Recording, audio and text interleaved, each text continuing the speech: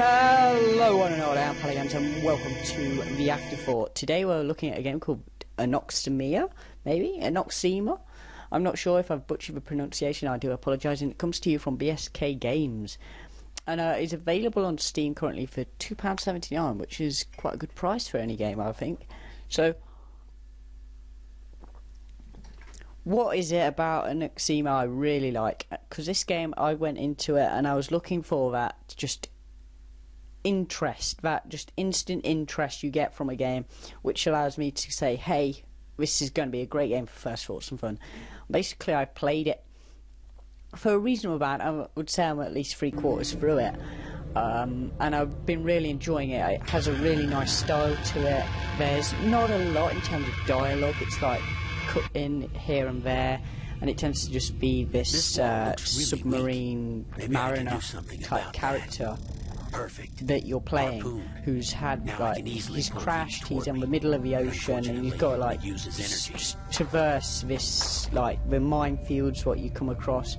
Maybe some sort of robot thing what tries to attack you. I'm not even sure what it is, and it just really engaged me.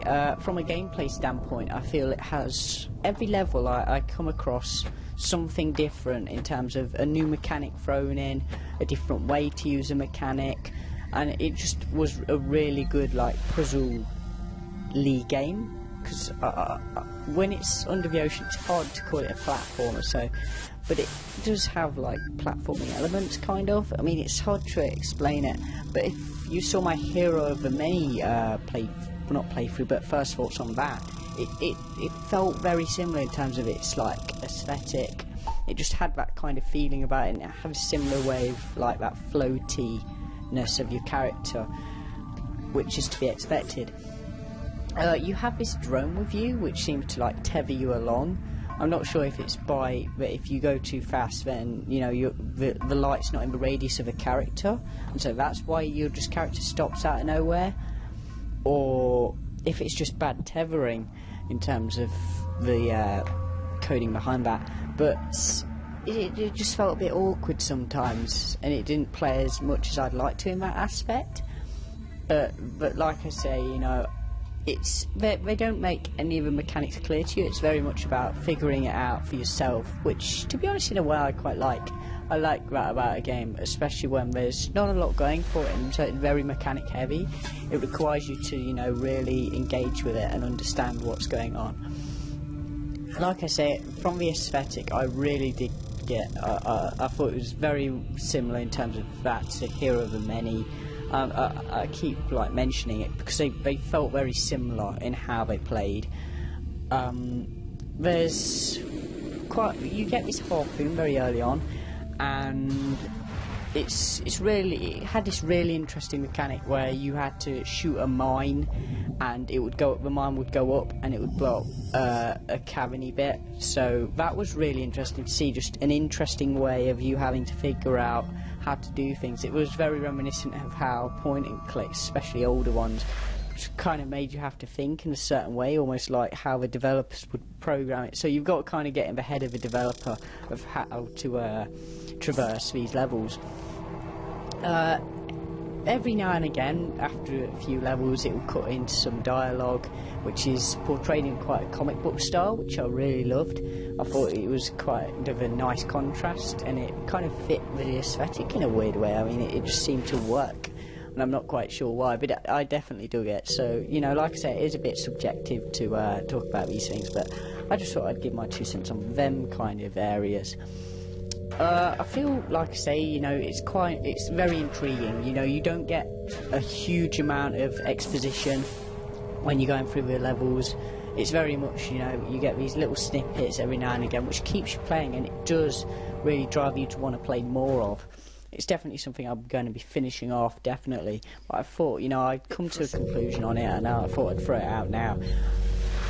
And other than that, I mean, music-wise, it's atmospheric. It very much suits the tone of the game. I mean, I'm pretty sure it is only one track going on it, but I enjoyed it. I thought it suited it. You know, I wouldn't like. I don't think stuff like chiptune music or anything like that would have suited this game. And so the very like downbeat, atmospheric vibes was suited.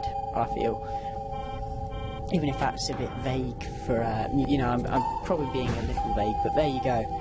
That's me. I just think that it's just an all-round. It was a great game to play, and for that kind of price, you know, it's really worth it. And so I can't see any reason why I wouldn't recommend it. I just really enjoyed it. I feel that it can get a bit frustrating sometimes if you don't understand what's going on, because obviously, as I said before, you know, it doesn't do a great job of explaining it. But I definitely enjoyed it. It's great to see it has like pad support, keyboard and mouse. You know, you've got a few options there, and just in general, it really just suited the kind of games I like. If you want to pick it up, it will be a link in the description below. And also, you know, I don't know if you've noticed, you probably will have, we've got a nice new looking logo going on for the Afterthought, which is great to see. So yes, thank you for watching, everyone. Like I say, links in the description below to not only the Steam page for this game if you want to pick it up, but also my curator page if you want to follow that, so that you never miss one of my recommendations. Thanks for watching, everyone, and goodbye. A basic JRPG formula, it's nothing out of the ordinary. So we've got the options here. There's a lot of choice to be had with these little options heading up to your actual encounters. So I'm going to start by showing off one of these power moves, I think.